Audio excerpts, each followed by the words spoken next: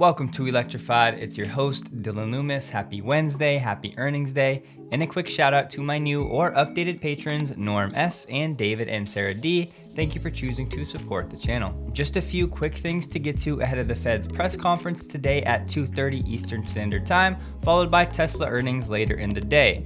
First up, new release notes from Tesla. Autopilot will now use more regenerative braking at low speeds. This should result in higher efficiency and an improved driving experience, especially in stop-and-go traffic. Increased use of regenerative braking results in less brake pedal noise and smoother stops. With this one, there's nothing official, but definitely something to watch with what GM actually said yesterday. As we talked about yesterday, the factory that is making the Chevy Bolt is now transitioning into something new. It's going to focus on building electric trucks for GM. However, GM said production of the Bolt EV and EUV will continue during the plant's conversion. However, we should note that the Chevy Bolt is built on an older architecture. It's the BEV2, and as we know, going forward, all of GM's electric vehicles are going to be built on the Ultium architecture. If you rewind back to 2016, you'll remember those reports showing that GM was losing $9,000 every time it sold a Chevy Bolt. And last key piece of data, GM also revealed it will build a Chevy Equinox EV in that same price range and a slightly bigger but still compact car around $30,000 that could theoretically be a replacement for the Bolt. This tweet from Butter Shrimp was making its rounds yesterday. He tweeted at Sawyer saying he learned firsthand Tesla Cybertruck Gigapress is set to begin operating next month. I just wanted to maybe slow things down here a bit. There's going to be plenty of testing and trials and tuning that needs to be done for this brand new manufacturing process. So if you were out there getting your hopes up, the Cybertruck would be built here in the next few weeks or months, I would just slow down. Let's see what Elon says tonight, and then we'll all go from there. Either way, it's great to see signs like this, if this source proves to be accurate. I would say it's a sad day to see this, but there's way too much exciting stuff going on. However, Jim Farley joins the party in saying at Ford, we are leading the EV revolution, breaking constraints to increase production of our all-electric icons like the Ford F-150 Lightning arriving this spring.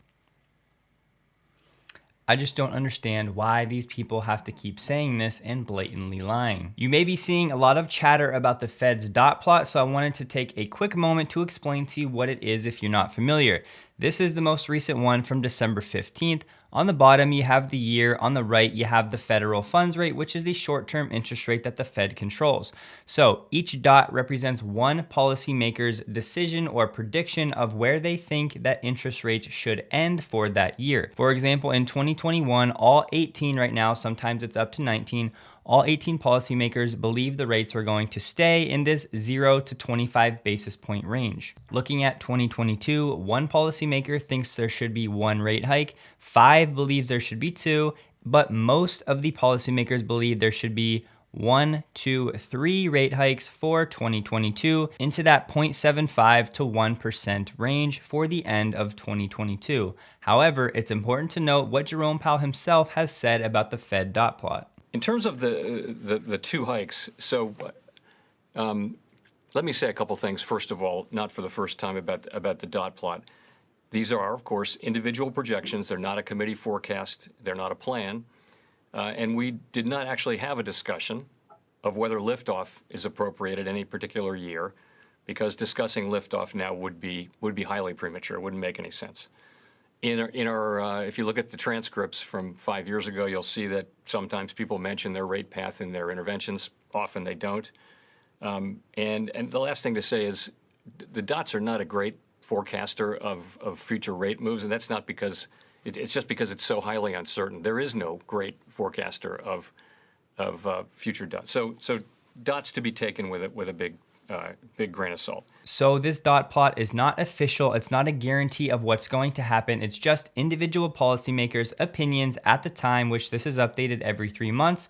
So take it for what it is worth. However, the easiest way to look at it is find out where the median of the dots is, and that'll be mostly what investors are focusing on, any deviation away from that median estimate. There are also dots for the longer run outside of 2024. To my knowledge, most people don't put too much weight into those because so much can change between now and then. So when the Fed releases data today, we'll find out if they deviate from this 3 interest rate hike median projection of the policymakers, where they expect the Fed federal funds rate should end 2022 between 0.75 and 1%. Monroe Live uploaded the next video in its plaid teardown series, linked below if you'd like to check it out. And last up for today, just wanted to let you know on this chart, I did indeed change the percent-based metrics to be the actual year-over-year percent change. So for example, yesterday in this column, X regulatory credits, I would have had this 21% for 2020 to 25.9 in 2021. I had that as a 4.9% increase, just the raw percent.